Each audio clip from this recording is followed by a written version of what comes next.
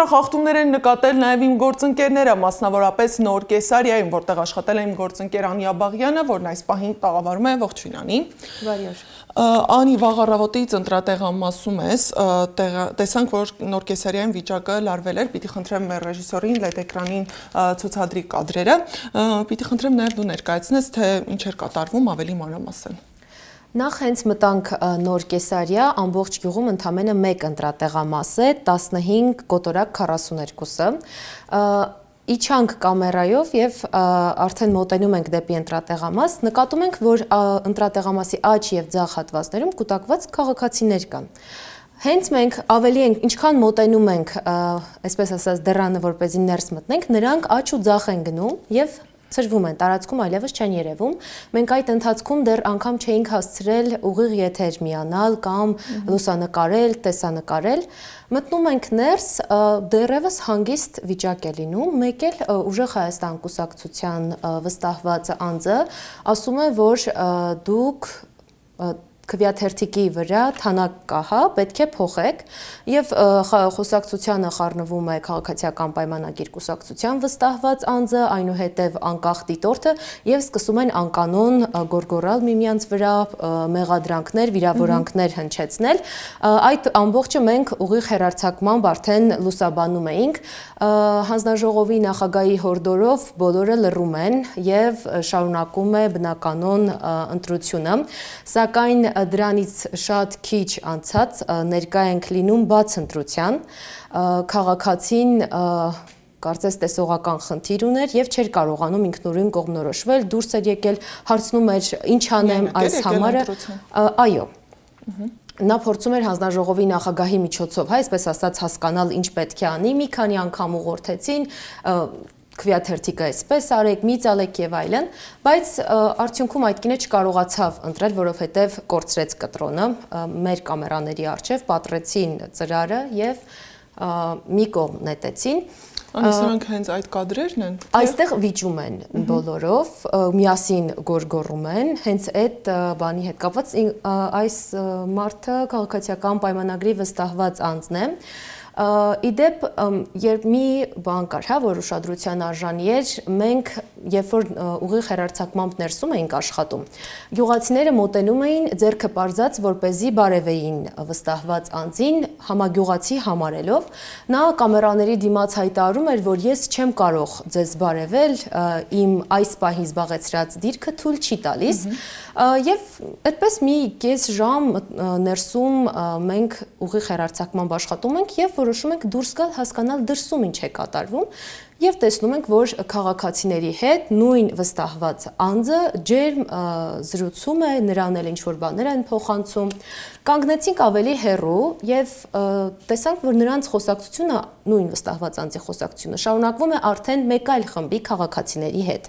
Խոսակցությունն ավարտվում է, այդ քաղաքացիներից երկուսը մտնում են ընտրատեղամաս, որից հետո դուրս են գալիս այդտեղ կանգնած կապույտ վերնաշապիկով տղամարդը, որը ժամեր շարունակ այնտեղ երկաթե ցանկապատի վրա նստած էր, նրանց ասում են, որ մեր պարտքը կատարեցինք եւ գնում են։ Մենք մոտենում ենք հասկանալու այդ ինչ պարտք է, որ կատարել են, ինչու են այդ քաղաքացիները ժամեր շարունակ այդտեղ նստած, մեզ չեն պատասխանում պատշաճ, նշում են, որ հով է այստեղ նստել ենք։ Մեր հետևորդների ուշադրություն ուզում եմ կենտրոնացնել այն փաստի վրա, որ այդ հով տեղը ընտրատեղամասի դռան հարակից հատվածն էր։ Եվ այդ քաղաքացիները կարծես թե հաշվում էին կամ դիտում, արձանագրում էին, թե ովքեր են գալիս իրենց գյուղացիներից ընտրելու։ Մեկ այլ քաղաքացի կար, որ ավելի առաջ էր կանգնած, քան այդ կապույտ վերնաշապիկովը, ես նրան էլ հարցրեցի, ինչ եք անում, ինչու եք այստեղ ժամեր շարունակ կանգնած։ Նա խուսափելով տեսախցիկից եւ մեր հարցերից գնաց ետնամաս, իսկ կապույտ վերնաշապիկով ավելի տարեց տղամարդը ընտրատեղամասի դիմացի հատված։ Երբ որ մենք ներս մտանք եւ նորից դուրս եկանք, նկատեցինք, որ նրանք նորից շարունակում են այնտեղ մնալ։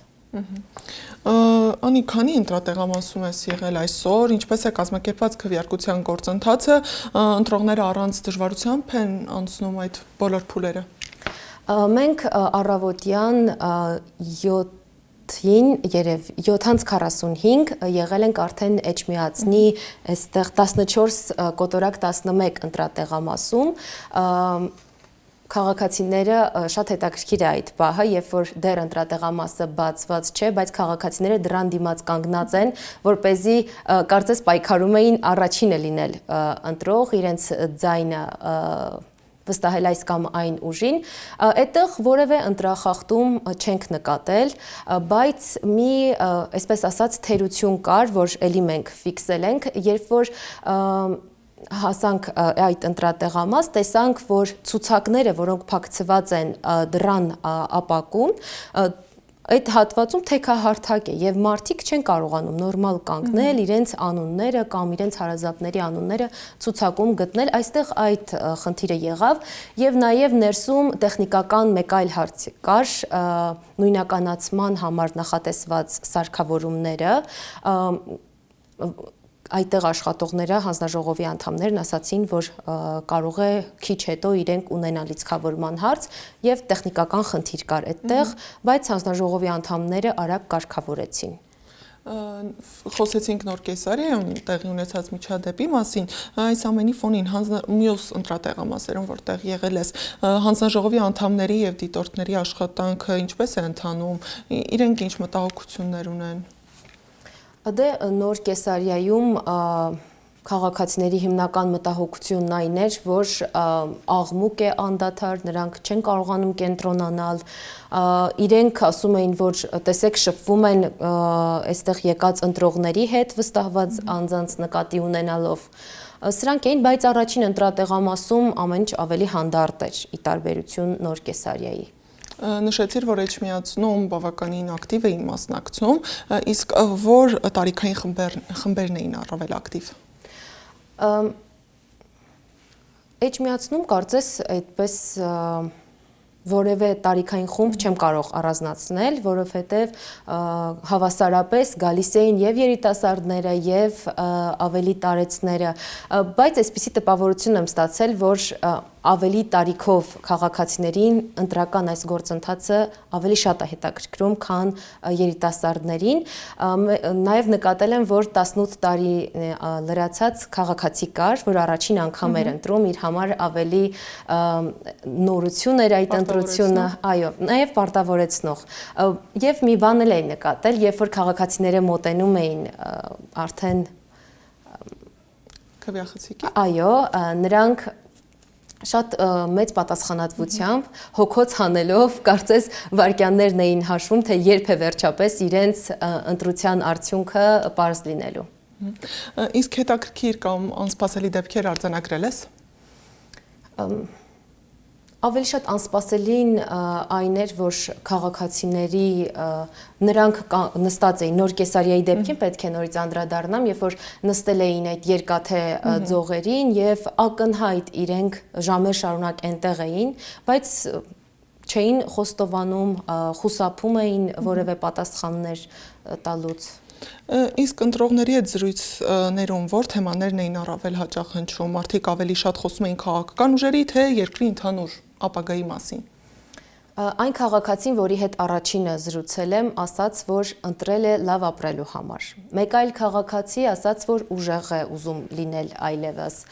Կային քաղաքացիներ, որ առանց որևէ հարցադրման միանգամից արձագանքում էին, որ մեզ ոչ մեկ չի ուղղորդել, ով պետք է մեզ ուղղորդի, մինչդեռ ես դեռ չէի էլ հասցրել իմ հարցը տալ։ Այսպես